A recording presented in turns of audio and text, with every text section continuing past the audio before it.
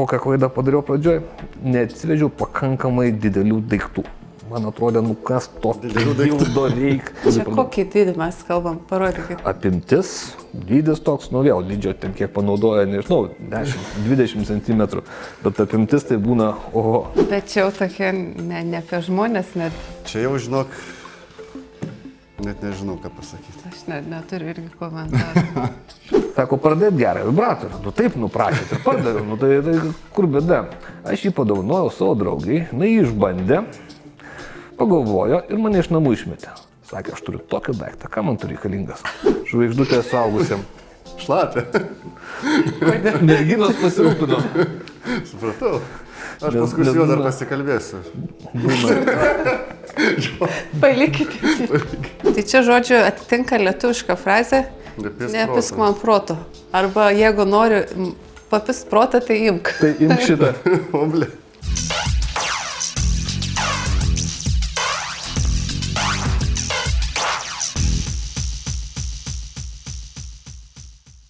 Sveiki visi, su jumis sveikinasi Mykolas ir mano žavioji kolegė Greta. Ačiū. Labai norėtume padėkoti visiems už peržiūras, už komentarus, už reakcijas. Jūs tikrai mums labai svarbus ir jeigu nesunku, prašome paspausti like, subscribe ir pakomentuoti. Galite rašyti bet ką, gerą, blogą, galite apie mus, galite ne apie mus. Tiesiog parašykite. Ne, apie mus nerašykite, rašykit gerą, ką nors. Nu gerai, tada... Negana tu negatyvą. Galite ir blogą rašyti, galite ir... Man tai apie mane galite blogą, apie Gretą tik tai gerą. Greta pas mus jautri mergaitė yra, tai neskriauskit jos. Teisingai. Visą negatyvą aš priimsiu. Gerai. Tai klausyk, kaip tavo dienos bėga, ką nuveikiai? Nu, nieko, dirbu šaltą. Ir na kartą nieko nenuveikiai. Greta, biškį susijimk. Ne, dirbu, bandau neužšalti. Tie šalčiai dabar labai dideli buvo. Tai va, tai nežinau, gelbėja visokios... Nusakyk. Karštos mintis. Karštos mintis. Karštos mintis, karšti vakarai, o šiaip šalta, nežinau kaip tu. Nu, matai, kaip buvo. Iš tikrųjų, jo, šalta ir va čia vieną savaitgalį nuvažiavau į gimtadienį. Vat, nu, po naujako dar toks ramus buvau, sausas. Nu, galvoju, reikia nuvažiuoti į pirtelę, nu, kas čia blogo gali atsitikti, kaip sakoma. Tai ką, nu, šiaip pirtelė tai kaip ir buvo viskas gerai, bet žinai, gimtadienis, aliukas, lauke, be striukės, parūkimai, nu tai vat, ką žinau, atvažiavau jau su skaudančia gerklė iš tikrųjų, tai paskui po gimtadienio dar 5 dienas pabuvau namie. Šiaip smagu buvo, bet paskui ilgai atkentėti reikėjo, tai žinai. Tai čia gal pirtelė jūsų X-u? Ne, čia iš tikrųjų draugo gimtadienis buvo, ne iš X-u. Supratau. Jo, tai šiaip smagiai buvo, bet tai ką, nu, prasirgau ir nu ką, nu, pasveikau ir vėl iškart į darbą pas jūs, pas tave. Fainai. Ką, šiandien mes turėsim tokią įdomesnę temą apie sekso žaislus. Yra tekę susidurti, naudoji, Greta? Nu, tu nori visas mano paslaptis sužinot. Nu, biški. Nu, biški. Aš ir tada kažką pasakysiu. Nu, biški. Biški, jo. Nurausiu.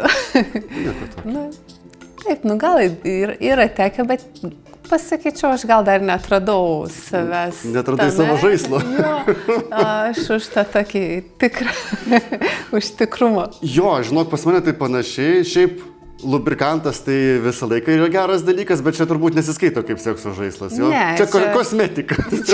Kosmetika. Jo, čia odai va viskas, taip, čia kosmetika, gydomasis daiktas.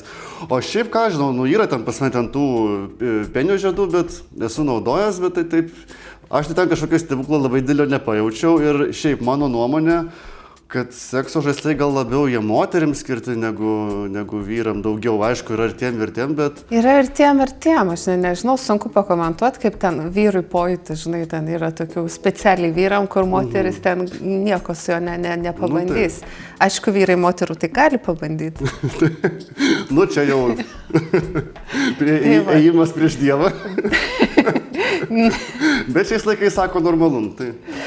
Tai va, tai nežinau, čia reikėtų va, tokio eksperto galbūt. Nu tai va čia, Greta, žinok, mes ekspertą tokį ir turėsim, nu ne veltui aš čia tokią temą ir užvedžiau, tai šiandien turėsim romantika.lt vadovą Domą, tai jisai šiaip papasakos apie sekso prekių verslą, apie pačius žaislus, gal kažką ir parodys. Gal kažką išbandęs? Gal kažką ir dovanų duos, žinai, gal, nu kodėl man, gal tau. gal pagaliau mūsų laida pradės jau nešti kažkokią apčiuopiamą naudą, žinai, kažkokias dovanys. Gerai, gana juokauti, paskui žmogus čia susigės. Tai jo, tai kviečiam Domą ir pakalbėsim plačiau apie tai su juo. Labas, Domai. Labą. Tai man iš karto įdomu ir tas klausimas, kaip kilo mintis sukurti tokį verslą? Sakyčiau, netikėtai ir nelauktai. Juokaudamas kažkam prisižadėjau gerą vibratorių, jeigu kažkas nutiks. Aš galvojau, kad juokavau, bet tas žmogus prieina po kurio laiko ir sako, klausyk, nutiko, kur mano geras vibratorius. O už ką pažadėjai? Jo, kažko tai neliks. Jau geriau tada vibratorius, sakiau. Tai neliko ir sako, kur mano vibratorius. Pradedu aiškintis, kas yra geras vibratorius. Visi aiškinu, o kurį Lietuvoje galima būtų nupirkti. Matau, kad sunkiai gausi šitas dalykas. Žiūriu užsienio parduotuvės ir žiūriu, kad pas mus skirtumas nuo užsienio kaip maždaug 90-ieji gariūnai su dabar drabužių parduotuvės.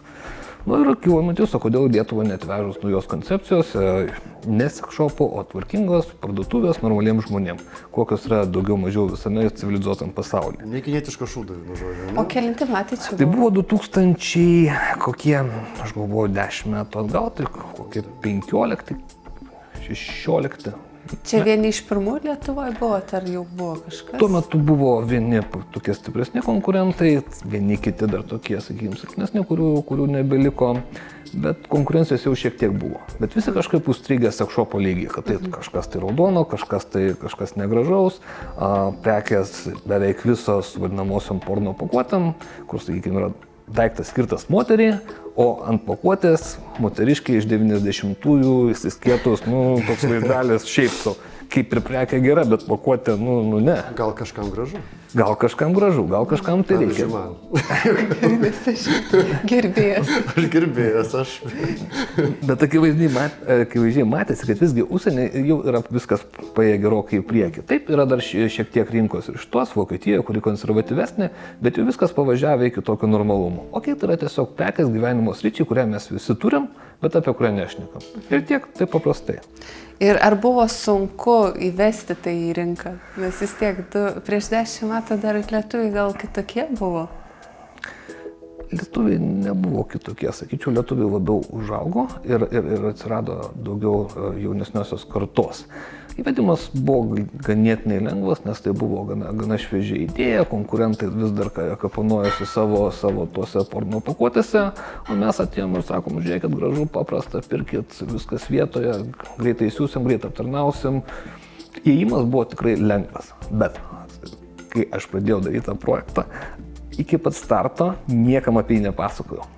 Tai buvo slaptas projektas. Visi žinojo, kad prie kažko dirbu, kad dirbu senai, dirbu su komanda, bet kas tai tiksliai, sakiau, parodysiu, kaip padarysiu. Tai šiaip labai teisingai, nes jeigu tu visiems šneki, ką tu darai, čia, kaip sakoma, tu išdalini pusę savo tos energijos potencialo, tu pasitenkini vien nuo savo pagirų, kad tu darai ir tada dažniausiai tau nepavyksta. O čia labai geras metodas yra parodyti, kai jau baigta. Čia kitas buvo, čia nebuvo, kad kažkokia gėda. Aš sakyčiau, buvo neramumas, toksai netikrumas, nes visgi tai buvo ganėtinai drąsus žingsnis tuo metu. Ir kaip sureaguos šeima, kaip sureaguos draugai, pažįstami, kodėl jis eina į tokią keistą tuo metu sritį, kaip jisai išdrįs ir panašiai. Pagrindinis buvo, sakyčiau, tas. O didelės baimės, kad kažkas paims ir padarys, nebuvo, nes jeigu man reikėjo prisiversti, tai manau, kitiems būtų dar sunkiau. Tai būtų kitas klausimas, tai kaipgi reagavo artimieji? Čia toks turbūt standartinis mūsų kiekvieno pašnekovo klausimas yra. Tiksliai taip, kaip suplanavau. Nes pirmiausia buvo paprastas dalykas. Padarome tvarkingą, gražią parduotuvę šiuolaikišką, parodom, kad tai nėra tas standartinis sekšopas, kaip Amsterdame dauguma mato, ar kokie buvo tuo metu Lietuvoje, kad tai yra normali parduotuvė, tiesiog sričiai, kurią visi turime. Ir visi labai ramiai pažiūrėjo. Net ir mama, kada atsivedžiau ir parodžiau, sakė, kur pas tai sekšopas. Nėra, va taip atrodo, kaip sandėlys atrodo kaip kosmetikos sandėlys, kaip tvarkinga parduotuvė. Tiesiog pakuotės įdėtas. Tiesiog neutralios, tvarkingos pakuotės, negražus daiktai, žinoma, truputėlį stipresni, padėti toliau nuo akių, nes tuo metu dar buvo toks, reikėjo prasilaužti. Jeigu pradėti dirbti su kažkokiu tai nauju, sakykime, paslaugų teikėjų, ar tai būtų marketingo agentūra, ar net nežinau, kokias spaustuvė ar dar kažkas, turėdavo jos atsivesti ir parodyti, kad tu esi normalus. O tada labai paaiškėja, kad labai baisiai visiems viskas rūpi. Ir kai jie gauna tą tokį, sakykime, normalizuotą produktą, normalizuotą informaciją, tai moteriškės eina ir sako, norim ekskursijos, darykim. Kaip įdomu, kodėl mes nežinojom, kaip nedrįsom paklausti. Nu va. O gal yra kažkokie mitai apie sekso daiktų ar žaislų parduotuvės ir kur galima būtų pasakyti ir paneigti, pavyzdžiui? Turbūt pirmas mitas tai yra apie žmonės, kurie dirba šioje industrijoje. Ar Lietuvoje, ar užsienyje, ar tai yra gamintojai, ar tai yra distributoriai, ar dar kažkas tai. Visi įsivaizduoja, kad mes kažkokie tai super seksi, nežinau, nuolatos viską bandom, testuojam. Ne, taip tikrai nėra. O iš tiesų tai yra žmonės, kurių nepažinsi gatvėje. Jeigu mes susirenkam kažkur tai užsienyje, ar tai būtų paroda, ar koks renginys, tai yra absoliučiai normalų žmonės, kaip ir visi kiti. Mes turim šeimas, turim savo hobius, užsiėmimus ir mums tai yra darbas. Taip, mes žinome šitoje srityje daugiau, bet ir viskas. Ir turbūt naudojamės mažiau, nežinom, ko mums tiksliai reikia. Supratau. Tai lietuviai dabar labiau išlaisvėję yra, kaip keitėsi poreikiai, tarkim, kai atidarei verslą ir, tarkim, dabar? Sakyčiau, yra radikalus pasikeitimas. Kai atidarėme verslą, labai pamatėm du akivaizdžius dalykus. Kad visiškai nėra jaunimo, tai yra nuo 18 iki 25 ir tuo metu viršutinė klientų riba užsidarydavo ties maždaug 40. Nesakau, kad jinai dingsta, nesakau, kad tai yra tiksliai 40, bet tai buvo toks lūželis kelių metų, kad 39 kem 2 toks ant ribos, o viskas, kas į viršų, jau kliento beveik nėra. Taip, jų yra kažkiek, bet akivaizdžiai mažiau. Ką matom dabar? Ta amžiaus riba pasistumėjo link 50, tas lūžis vadinamasis, ir atsirado jauni žmonės. Ir sakyčiau, jų nemažai. O skiriasi ką pagal amžių, pavyzdžiui, vieni perka? Gal kokias prekes ima, tarkim, jaunesni ir vyresni? Žinoma, viena iš didžiausių pamokų, kurių tokių šokų man buvo, kai man aiškino vieni iš distributorių, kas yra skirta kokiam veiklai. Va čia sako, yra jaunimui skirta. Tai yra sąlyginai nebrangus daiktai, spalvingi, kai kurie nespalvingi. Jaunimas neturi daug pinigų, jie negali sau leisti, mes jiem darome linijas šitas. Čia, sakykime, vidutinės linijos prabangesnės, o va čia yra linijos, kurios orientuotos į seniorus. Taip. Nebūtinai gal seniorus, gal kai kas orientuojasi į kokybę vis tiek? Ir į kokybę. Ir kodėl mes sakom, taip darom, todėl kad vyresni žmonės jau yra bandę, antra, jie turi didesnę perkamąją galę, jie žino, ko nori, mes jiem darome, skūrėme automatiškai geresnius daiktus. Tai galima būtų pasakyti, kad mažėja gėda žmonių, ar kas? Kas įvyko, kodėl taip prasiplėtė tas diapazonas amžiaus? Atsirado nauja karta, užaugusi jau laisva. Jeigu mes žiūrime, kas yra 18, 25, netgi 30 metų, tai yra žmonės, kurie jau yra užaugę laisvoje Lietuvoje, taip 90-ieji, sakykime, pavadinkim, kontroversiškas periodas, bet visgi nebėra to sovietinio prislėgtumo, tokio gėdos, tai yra kur kas laisvesni žmonės. Plius informacija šiek tiek laisviau prieinama. Internetas visagalis? Internetas visagalis. O norėčiau pašnekėti apie karantiną. Ar tiesa, kad karantino metu visi žmonės tik tai namie arba gerdavo, arba dulkindavosi? Kaip verslas klostėsi būtent tuo sunkmečiu? Gal kaip tik jums nesunkmetis turėjo būti, o aukso gysla? Ojei. O buvo laikai. Dar. Apie karantiną aš žinojau verslo kelionėje Bizoje. Buvo mūsų suvažiavimas ir atsimenu, galvoju, o ką aš dabar darysiu? Ar aš bandau sandėlį išsivalyti ir turėti daugiau, taip sakykime, kešo, ar aš sandėlį prisipildau ir gerokai daugiau negu reikėtų, ir kažkas bus. Ir priėmiau sprendimą prisipildyti. Ir kaip gailėjau, kad neprisipildžiau dar daugiau, nors atrodė jau daugiau nėra kur, bet išnešė viską, kas buvo. Tai, ko nepardavėm 5 metus, viskas išėjo. Geras. Ir buvo tik duokit. Prasideda viskas nuo A iki Z, nuo pačių nekalčiausių vibratoriukų iki, sakykime, stiprių suvaržymo, visokių įrangos, kuris atrodė dumblas, niekada nebeišeis, teks kur nors jos pasidėti į ekspoziciją. Tai gerai, Viskas. papasakokit apie tos daiktus, kur į ekspoziciją. Kas ten per daiktai, kur nelabai ėjo, gal tave patį net stebina, ką žinau, kaip pavadinti, įrankis, ar kas ten yra, nu, tas daiktas, ta prekė. Manęs per tiek laiko turbūt jau niekas nebestebina. Okay. O būna tokių prekių, kad, tarkim, užsisakot ir gal, nu, šitą tikrai neparduosim, turbūt ilgai stovės ir iškart ir praeina. Kažkas va tokio neįprasta. Būna, žinoma, pirmus keletą metų bandžiau suvokti, ko reikia rinkai. Kas yra tas daiktas, ką gali užsakyti, turėti ir kas bus parduodama. Po kelių metų mečiau visiškai, supratau, kad vienintelis principas yra paprastas. Daugiau mažiau viskas, kas atsiranda rinkoje, atsiranda ir pas mus parduotuvėje, o vartotojas pirkdamas nubalsuoja, kas lieka. Negaliu niekaip atspėti, ar tą daiktą pirks, ar to daikto nepirks. Gali būti, sakykime, kuo puikiausias daiktas, tu įčiupinėjai, matai, super, viskas, kaina. Turi būti bestselleris. Atsiveži, niekam nereikia. Atsiveži kažkokį neaiškų daiktą, kuris, neimtum tu jo, parsiduoda puikiausiai. Tai čia realiai toksai ne intuicija, čia vos ne kaip loterija gaunasi realiai, ne? Iš esmės, po keletą metų metėm šitą reikalą, bandyti nuspėti, kas yra, kas eis, kas neis, tiesiog atsiveži, įsistatai, klientai, jeigu perka, mes pildom ir toliau, jeigu neperka, sistema automatiškai discontinued, nukainuojam, įsivalom, įsiparduodam kitą seriją, nes nežinai, kas paeis, nežinai, koks prekių tipas bus parduodamas, kuris neparduodamas. Tai kokias prekes šiaip dažniausiai perka, tarkim, būtent tas koks top trejetukas, jeigu žinai? Čia reikėtų turbūt perėti, susiskaidyti pirkėjų grupės ir kas kokį poreikį turi. Bet taip, jeigu pirmas dalykas, kuris kyla mintyje, tai analinės kalėdos. Analinės kalėdos? Lietuvoje jos būna kiekvienais metais. Papasakok, ką čia reiškia. Kaip be būtų keista, bet būtent analinio sekso prekių pardavimas gerokai suaktyvėja būtent prieš kalėdinių laikotarpį. Ten yra kelios savaitės iki. Ir jų mes parduodame gerokai daugiau negu įprastai. Nors šiaip analinio sekso prekės yra viena populiariausių. Ir tos kategorijos, jos sakyčiau, netgi metų laikė šiek tiek keičiasi.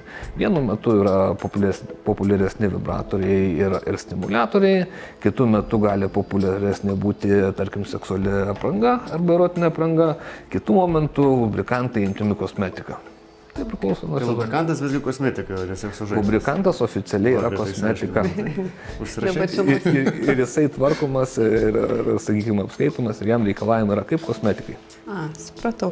O tai, pavyzdžiui, kai renkat, ką užsisakyti, kaip atsirenkat tas prekes, kokie kriterijai ir kas, ir gal kaip pirmą kartą, kai reikėjo surinkti sandėlį ir kaip dabar vyksta atranka, ką pardavinė?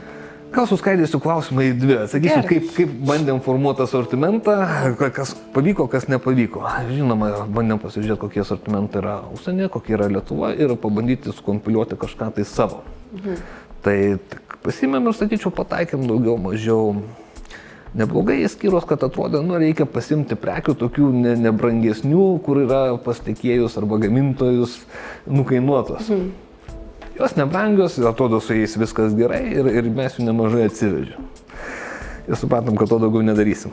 Nes jeigu neparsiduoda pas tiekėjus, kažkoks, kad ir atrodytų puikus daiktas, pagal funkcijas, pagal kainą, nežinau, spalvą, pakuotę, turi būti viskas ok su juo. Bet jeigu jis pas tiekėją klierance, turėk omeny ir pas tavę jisai lygiai taip pat neparsiduos.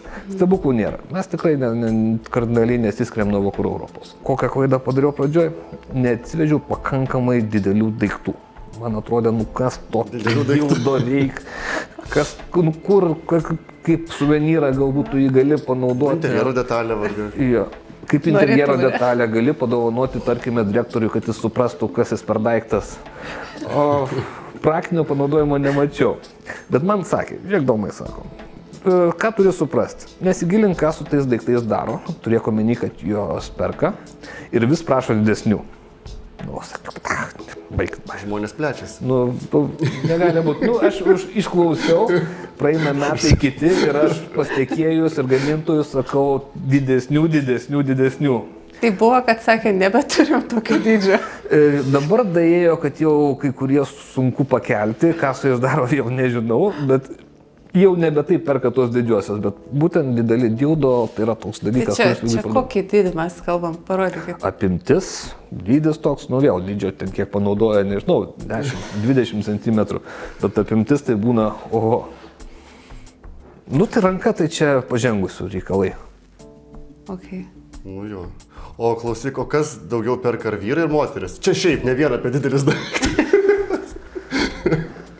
Jeigu pažiūrėti tik tai formaliai, ką mes matome kaip pirkėją, aš sakyčiau, tai šiek tiek daugiau yra vyrų. O kokius 60% pirkėjų yra vyrai, bet pagal tai, kokias prekes jie perka, tai jie perka prekes moterių.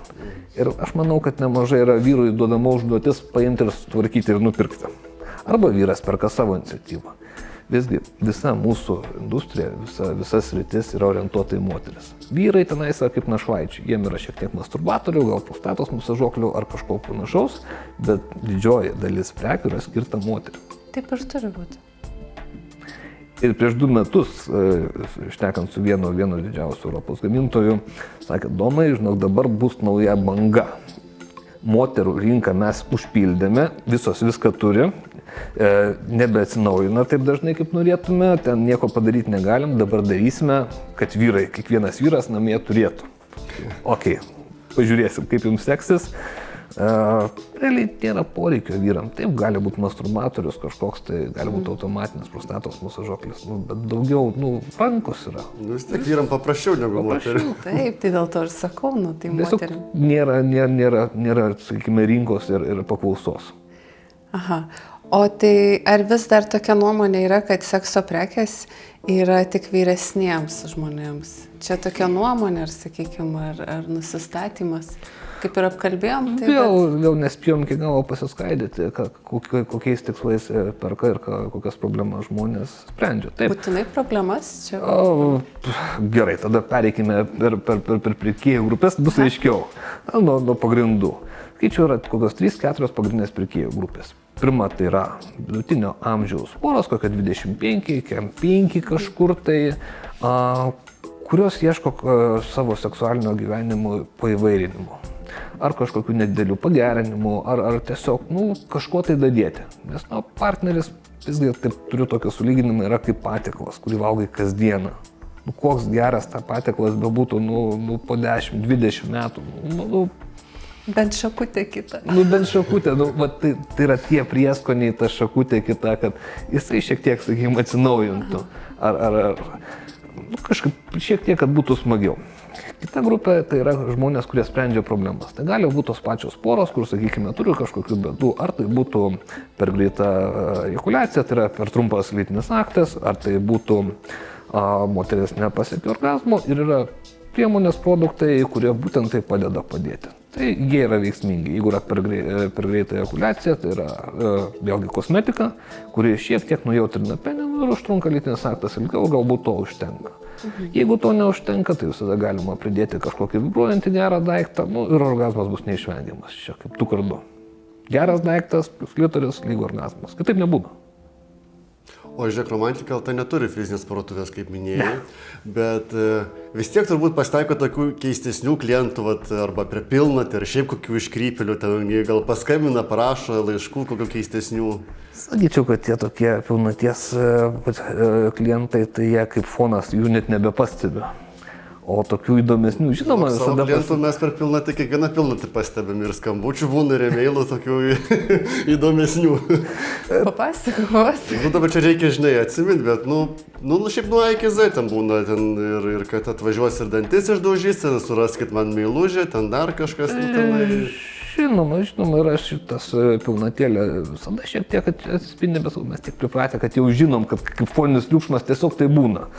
O iš įdomesnių tokio atsimenu vieną atvejį prieš kokius metų 5-6. Nepamenu, ar klientas atvažiavo pas mus, ar rašė, bet žodžiu su juo buvo kontaktas. Ar telefonu šnekėjom ir sakė, žmonės, būkit geri, parduokit man gerą vibratorių. Ir tuo metu tikrai buvo rinkoje superinis vibratorius, kurio labai gaila, kad nėra. Dabar nebeparduodamas, bet jis, idealus. Ten daiktas toks, kaip turi būti. Parduodamas jam tą vibratorių, apsidžiaugia, viskas gerai, keletai dienų dingsta ir pasirodo paskui visas girtas, šnekėtis nori, klausim, kas nutiko. Sako, pardėt gerą vibratorių, taip prašėt ir pardaviau, tai kur bėda. Aš jį padovanojau savo draugai, jį išbandė, pagalvojo ir mane iš namų išmetė. Sakė, aš turiu tokį daiktą, ką man turi reikalingas. Čia įdomu, jisai juokavo ar iš tikrųjų taip nutiko? Aš manau, kad jis nejuokavo. Bliat. Kas čia buvo per specialus kažkoks vibratorius? Jo, bet čia kažkoks ypatingas, kad žinočiau, ko nedovanoti, jeigu ką. Be namų žaidžiu. Kodėl nebegamina? Dabar jo gaila nebėra rinkoje, bet tai buvo Sveno trumpetas, iš tiesų. Tai yra vienos kanadiečių firmos gaminukas, kuris pataikytas pirmą anatomiškai labai idealiai buvo. Antra turėjo labai tokius stiprius giluminius variklius, tokią giluminę stiprią vibraciją ir veikdavo pilnu pajėgumu kokias 2,5-3 valandas. Aišku, buvo sunkus, bet kaip daiktas buvo super efektyvus. Tačiau galbūt žmonės iš nuotraukų, iš aprašymų to nesuprato ir tiesiog gamintojas nutraukė. Kad tu neparduodamės tiek. Jo, čia reikia uždrausti, nes nei namų, nei sekso neturėsi, jeigu čia tokius pirks mergas. Bet galiu pasidalinti, kad dabar tai, kas buvo prieš 5 metus kažkoks ar 8 stebuklas, dabar tapė mainstreamu. Tai, kas buvo tuo metu, atrodė wow, ir tai daiktas stebuklingas, dabar didžioji dalis net vidutinės klasės gaminių ne ką prastesni. Tai kokios čia yra prekės, pavyzdžiui, kur anksčiau, pirko ir dabar nebeperka arba atvirkščiai, nepirko, o dabar perka? Žinot, kas įdomiausia, kai pradėjome būtent prieš 10 metų, buvo dar vienas iš šokų, kad mes neparduodam vidutinės kainų kategorijos prekių, kurios turėtų būti, einamiausios. Va čia tas viduriukas, tas, ką turėtų pirkti. Parsiduodam arba ekonominius daiktus, arba labai brangius. Net būdavo, kad tiekėjas ar gamintojas sako, Tomai, žiūrėk, kokia linija. Žiūrėk, pas mus mirties zona. Čia yra tai, kas yra gerai, bet pas mus jų neperka. Būtent vidutinės kainos nebuvo, nereikia niekam. Švamštas arba ekonominės ir labai brangus. O dabar visiškai pasikeitė, labai mažai parduodam, sakykime, būtent to pigiausio ir nedaug parduodame brangiausio. Viskas eina būtent į tą tvarkingą viduriuką. Geras. Aš pirmai taip paminėjau vis kelis kartus spalva. Papasakok apie spalvas. Kokia spalva yra parduodama? Rožinė. Ir kokia ne. Aš irgi norėčiau žinoti, kokia yra parduodama. Rožinė gali būti neparduodama. Juoda gali būti neparduodama. Kiekvienas panašu, kad produktas, kiekvienas gaminys turi savo spalvą. Ir ne veltui leidžia paprastai kelių spalvų. Ir 2 spalvos būna neeinamos, viena būna einama. Ir ta spalva tikrai nebus ta, kurią taip galėtum atspėti. Niekas nedarytų 3, jeigu žinotų kurią. Geras. Tai nebūna, gal sako, išsirenka prekę, bet, pavyzdžiui, skambina, gal turit kitą spalvą? Ne, dėl spalvos, ačiū Dievui, dar niekas nesiskundė, kiek atsimenu. Nors gal buvo kažkur tai, kad nepakankamai juodaodžio penis kažkuris, tai kažkas mintyse, kad nuotraukoje atrodė tamsesnis, nepakankamai juodas. Nepakankamai juodaodžio. Tai va, tai spalva funkcijai įtakos tikrai neturi, bet pirkėjui tai yra be galo svarbu. Tai ką, gal kokių dar papasakosi įdomesnių istorijų iš savo darbo, iš savo verslo patirties, kokių įsimintinesnių, tokių įvykių? Yra toks vienas, sakyčiau... Rimtesnis negu tas, kur iš namų išmokė? Ne, jis įdomesnis. Tai yra klientas skambina telefonu, iš balso, neklausim kiek tiksliai, bet 70 gal plus 80, kažkas link to. Šitie žmonės truputėlį išsikalba, jie pasipasakoja, kad gyvena ar tai senelių namuose, nepamenu, ar tai jau slaugos ligoninėje, ten, sakykime, paskutinėje stadijoje. Jis tai įsiklausinėja labai tvarkingai, nori įsigyti tuščiavidurį streponą. Bobutės yra, viskas veikia, viskas noro yra, bet įranga jau nebe ta. Mes jam patariam, įsirenka, viskas tvarkoja, įsiūsim, padeda ragelį, po kelių minučių skambutis to paties kliento, sako, žinot ką, ir Antanui reikia. Nu, tenais kalbos dėliojasi, greit. ar dadėkime tą užsakymą, ar jūs norite atskirai, kaip jūs mokėsit, nu, standartinis dalykas. Ir rageliai girdėsi dar vienas balsas. Ir man paimkit. Geras. Ai, vakar kaip tik irgi mes tokį įdomų darbę gavom laišką. Sako, labai noriu ateiti pas jūs į vakarėlį, sako, bet neturiu va draugės, va gal galite man surasti, sako, sumokėsiu 600 eurų. Tai va, nežinau, Greta, gal tu nori? Ne, ačiū. Aš Gaila. nesu laisvas žmogus. Man tai pinigų reikia. Iš tiesų šitų klientų pasitaiko, bet visgi net nuo jų ganėtinai lengvai galima apsisaugoti. Vienas neteisingas pasielgimas ir su tavim niekas daugiau nebebendraus. Tai pasitaiko vienas kitas. Pasielgimais nebebendrausiu. Su tokiais pasiūlymais. Nu tai čia aš gero norėjau. Sau. Visiems. Aš norėjau laimės tau, savo gero. Supratau, atsargiai. Dabar žinosim, tai reikia sakyti. Na gerai, pakalbėkim gal apie klientus daugiau. Tai kas dažnai perka ir kas yra drąsesni? Kas dažniau perka ir kas tokie drąsesni, kai jau perka? Jūs neturit fizinės parduotuvės? Neturim fizinės, mes žinoma profiliuojam klientus ir bandom suprasti, kas pas mus perka, kas neperka ir ką galim padaryti, kad tie, kurie neperka, pirktų. Jo, bet fizinės parduotuvės čia gal žinai sunkiau, ten tiesiog suspaudžia pirkti ir tu nežinai nepabendravęs. No. Ar daug šį prašo žmonių, atėjo mailų skambina? Sumažėjo. Pradžioje buvo, kad ragelės netikdavo, galvom, gal reikia antros, trečios linijos daryti ir net buvo paruošta infrastruktūra, kad, nu, tiesiog žmonės nedasiskambina. Dabar, žinai, dabar čia GPT yra. O dabar tai gerokai sumažėjo. Aš sakyčiau, kas yra drąsesni, tai nėra amžiaus grupė. Gali būti jaunas žmogus visiškai drovus, gali būti vyresnis visiškai drąsus, atviras ir nesibaiminti savęs. Panašu, kad tai yra kelios skirtingos Lietuvos. Yra vieni, kurie dar užstrigę, kurie gėdėsi ir yra kiti daugiau mažiau laisvi žmonės, kokius mes matome vakarų Europoje, kur yra visiškai ramiai ištekama. Nu, tai tiesiog dar vienas sritis. Ir toks yra mitas, kad sekso prekės yra tik tai poroms, kurios jau tarpusavį neturi ką veikti. Nu, ir jom padeda, žinoma, ir tai yra viena iš pirkėjų grupių, bet sakyčiau, kita grupė tai yra, kurie būtent sprendžia kažkokias tai problemas, kaip minėjom, ar priešlaikinė ejakuliacija, ar orgazmo trūkumas, o kita pirkėjų grupė tai yra vieniši žmonės, tai tiek moteris, dažniau moteris, sakyčiau, tiek vyrai, kurie perka prekes masturbacijai. Tai ką, manau, kad daugmaž viską apšnekėjom ir ateina linksmoji dalis, mačiau, Domas tokią dėžę čia atsinešė, tai dėžė scena tada. Tavo laukiamiausia dalis. Na tai ką, prašom pristatyti, ką čia atsinešėt, parodykit dėžę sceną. Taigi, turime keletą įdomių dalykų, galvoju, nuo ko pradėti. Gal norėčiau pradėti nuo pačio paprasčiausio dalyko lubrikanto. Šitas, ką reikia apie jį žinoti. Čia turime, aišku, mūsų lubrikantą, greičiausiai vandens pagrindo. Tai iš tiesų, lubrikantai yra dviejų tipų. Tai yra vandens pagrindo ir tai yra silikoniniai lubrikantai. Ir faktiškai viskas. Viskas, ką klientui reikia žinoti.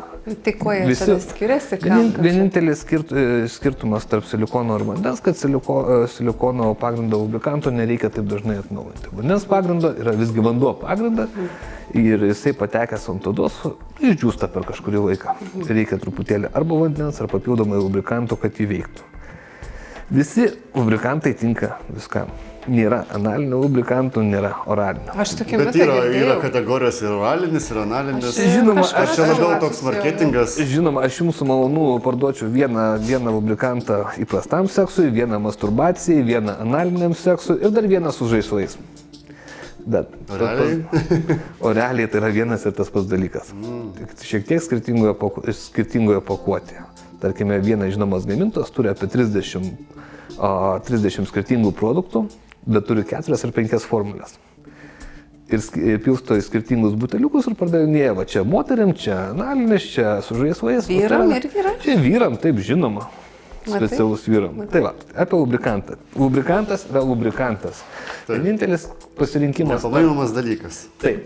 Nebent yra ir tokia situacija, kad jūs norėtumėt be glicerino. Tai vėl reikėtų pasirinkti vandens pagrindo be glicerino, nes 95 yra? glicerinas toks salstelėjęs. Čia į oralinius deda turbūt, ne šitą. Taip, ne, deda į visus, bet visi beveik vandens pagrindo lubrikantai bus salstelėje. Kodėl? Gerai, nes yra glicerino. O kodėl jos daro saldžius čia tam, kad oralinis ar Ne, kažkas? vienas iš komponentų, kuris būtent suteikia slidumą, yra salstelėjas. Jis Tai vat, tiesiog jeigu norit natūraliai. nesaldaus, tai reikia ieškoti, kad nebūtų glicerino. Jų šiek tiek yra. Nu ką, einam prie ko nors įdomiau tada. Lubrikantas kaip lubrikantas, turime turbūt dildo, nedidelio dydžio, silikoninį. Duosiu gal pačiupinėti. Jis dar ir veikia. Tikiuosi. Draugė mielas, įsijunk, prašau. Didėja maži. Draugė, mielas. Turėjo būti pakrautas. Dėsi. O, kaip gyva. Čia net taip, aš tokiu Tai reikia su didelė groti. Su šoka. Taip, yra toks Tai galima daiktas. pinigų prašyti gatvėje. Tai Okay. yra toks daiktas, galit pačiupinėti. Kažkaip man net nejauku. Aš bijau. Aš irgi gyvačiau. Kai pranti, tai tiesiog yra silikono gabalas. Ok, tai tada įmame ką nors įdomesnio. Tai čia jau tie dideli daiktai, ne? Ar dar net Šičia daiktas yra, vidutinis sakykime, skaitosi? truputį pažengus. Truputį. Aš manau, kad čia yra kokie 4,5 cm, sakykime, iki 4 cm yra laikoma, kad yra absoliuti norma, skersmuo aš turiu. Būtent iki 4 tai yra mainstreamas, virš 4 tai jau yra truputį stipriau. Iki kokių 5-6 tai pažengusiam arba ekstremalum, o virš 6 tai jau yra šis bėtas ne mums turbūt skirta. Tai va, turime ir tokius daiktus ir būtent fantasy kategorija pastaruoju metu. Čia fantasy. Čia kaip iš anime visokie būna, jo. Taip, tai yra O, tokie dievai. daiktai. O tu matai. Bet čia jau tokie ne apie žmonės, net. Čia jau žinok, net nežinau ką pasakyti. Aš neturiu irgi komentarų. Jūs galite drąsiai čiupinėti, jie nesikandžia, jie nenaudoti pagal tiesiog nepaskirti.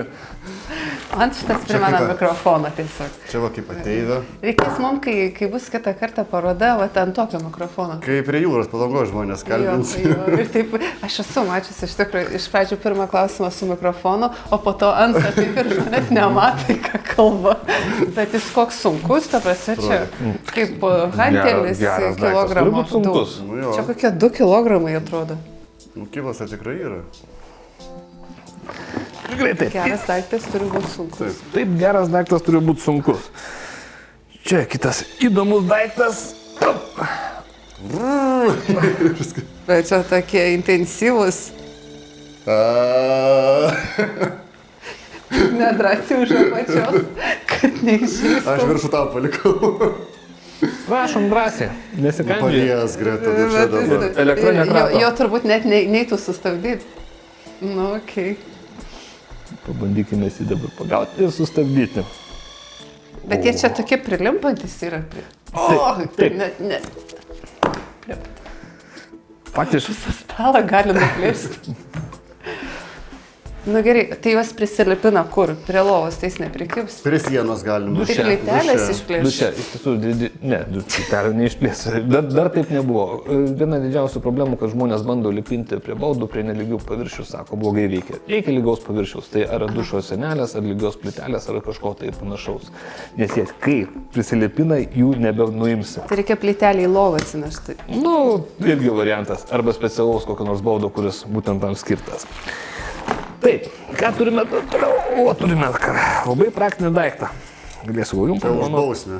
Čia ne už bausmę, čia kada išleidė vyrą, tarkime, į barą, į įmonės vakarėlį ar į žvejybą. Kodėlgi ne? Paėmė ir užrakė. Pats siklydės čia, Na, jeigu paliukas čia. atsistoja tenai, tai skauda? Nebandžiau, nežinau. Negaliu atsakyti.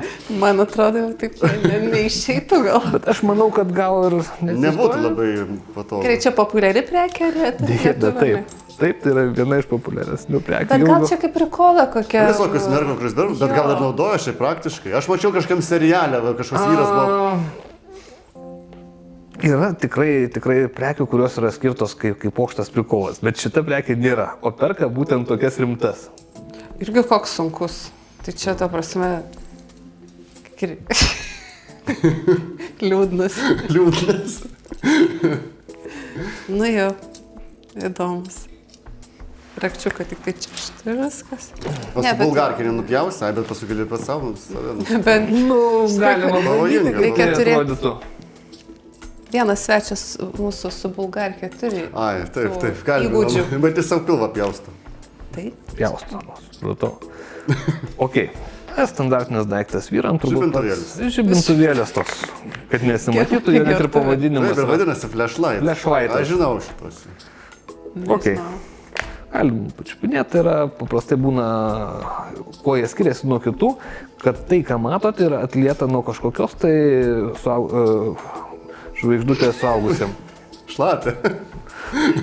Merginos pasirūpino. Supratau. Aš Nes- paskui su nes juo dar būna- pasikalbėsiu. Palikite. Taigi, ką turime toliau? Turim baisiai praktišką daiktą, kurį aš rekomenduoju kiekvieniem namam. Jisai gali būti naudojamas, jis iš tiesų buvo sukurtas kaip kaklo ir pečių masažuoklės originaliai prieš kokius 70 metų, bet žmonės atrado, kad jis Greitai turbūt atrado. greitai atrado, kad jisai labai gerai veikia ne Tikrąją tik tam, paskirtį. tikrąją paskirtį. Nes buvo serialas Seksas ir miestas, kur herojai atnešė į parduotuvę ir sakė, pakeiskit man vibratorių. Jis sakė, čia ne vibratorius, čia masažuoklis. Tai va, tai žmonės atrado, tai yra turbūt pats efektyviausias ir lengviausiai panaudojamas daiktas. Vienokios ar kitokios formos. Bet toks... Kodėl jis keičia savo tokį kaip dažnį? Šitas labai išmanus, nes prisilieti, tada jisai kažką padaro. Va, man biškai kaklas skauda. Taip reikėtų pasididinti intensyvumą. Aš paskui. Padėjo? Aišku, tokia prekė. Nu gerai, čia yra vyram, moteriam? Tik tai Kam tik moterim. tai nori? Tik Tai yra moteriam? moteriam, bet yra labai lengvai naudojamas daiktas, tarkime, sekso metu, papildomai prie kliutorio ir nepasitenkinusių neliks. Tai yra tai, ką rekomenduojame turėti, ką lengviausiai naudoti, nes mažą daikčiuką tu pataikyk tenais, patamsi judesį, o tokie, vat ir ten, kur reikia. Nu ką? Ir Jie visi su kažkokiam baterijom yra, ar čia pakraunami, ar Pakraunami kas čia. yra? sakyčiau, kas pasikeitė per 10 metų, beveik neliko daiktų su baterijom. Jeigu prieš 10 metų 70-80% būdavo baterijos, kurias reikia keisti, kurios kainuoja, kurias reikia išmesti, dabar beveik viskas yra pakraunama. Tik tai vienas kitas produktas likęs su baterijom. O prožektorius turėjo bateriją, ar ne? Ar čia toks jau manual? Rankų darbo. Manual daiktai yra skirti automatiniai, būtent vyram daiktai, kur tik tai užsidedi ir viskas vyksta. Ir netgi telefonų yra laikiklės, kad telefoną gali užsidėjai ir už tave dirba. Ir atostogas. Ir atostogos su laiminga pabaiga. Na ką, ir turbūt naujausias mūsų hitas. O, Aš nežinau, ar jį perka pagal tiesioginę paskirtį, ar žmonės perka norėdami duoti kitam ir pasakyti, ką su jom padaryti, arba ko nedaryti. O Jezu, kokios smegeniškos. Bet teorijose tiks labai... Na gerai. Kam tas skylutė? Turbūt paukščiukų įlysti. Čia tikrai nesmegenų kanalas koks ir netiltas, kad paukščiukas įlystų. Tai čia, žodžiu, atitinka lietuvišką frazę nepisk man proto. Arba jeigu nori papisk protą, tai imk. Tai imk šitą. Oblė. Bet toks, na, žingsnis ir pirštais kiša. O tai kažką reikia. Kažką reikia. Nu to, kad dar nemačiau iš tikrųjų. Aš irgi ne. Ir dabar yra nesmėg su kokiu tikslu jos perka. Ar jos naudoja pagal tiesioginę paskirtį, ar būtent Aš taip manau, mes jeigu jau šnekėjom. nuperka, taip ir panaudoja vis tiek. Nu. Tikrai taip. Tai va. Jo, šitas Prikolas. jo tokio dar nematęs. Žinoma, mūsų parduotuvė yra 6000 prekių, čia surinkome tik tai keletą tokių įdomesnių, kurias būtų galim pačiupinėti. Tai tik tai, kas šiek tiek įdomiau. Tai matom, jau turim žaislus, turim kosmetiką, ar pardavinėjai papildus, vaistus gal, ar apskritai galima pardavinėti tokius parduotuviai? Vaistus ir medikamentus gali pardavinėti tik tai vaistinės, mes žinoma, jais neprekiaujame, tai yra erekcijos, sakykime, stiprinimui ar gydymui, tai čia yra būtent medicinos sritis ir jeigu tokių reikia, reikėtų kreiptis būtent į gydytoją. O papildų, žinoma, turime, papildai yra legalūs, notifikuoti Lietuvoje, tačiau aš juos žiūriu skeptiškai. Nemačiau, išduodamas jų sudėtį, žinau, kad jie iš esmės negali veikti.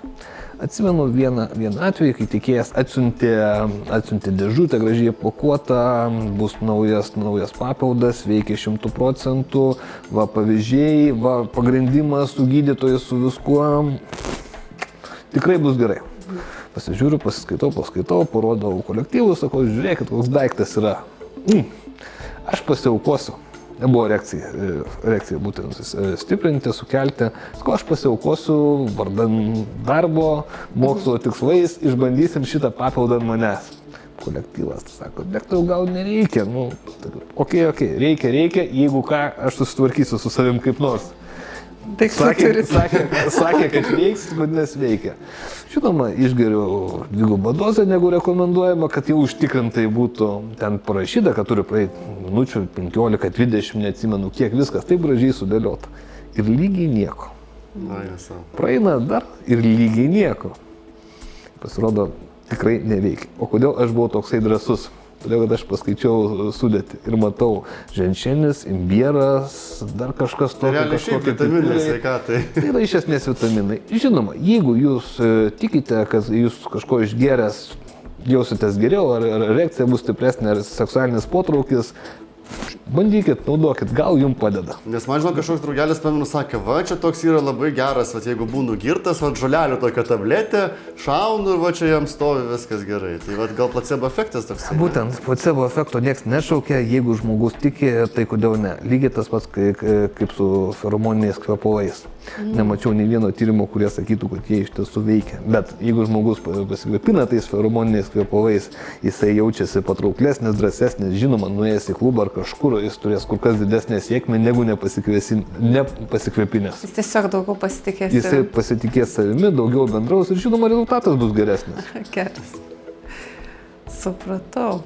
O, pavyzdžiui, moterim, aš gal sporto papildų parduotuvėje mačiau kaip libido enhancer, vadinasi, bet ten moterim buvo.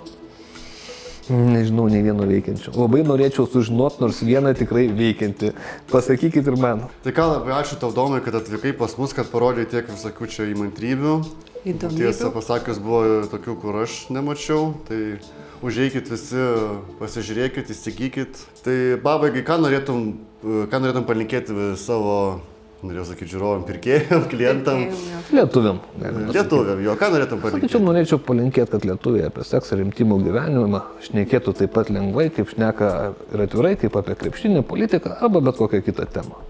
Nes būtent šnekėjimasis, dalinimas savo poreikiai, supratimas kito poreikio yra, sakykim, svarbus aspektas, kad mes turėtume laimingus santykius, keliančius mums pasitenkinimą.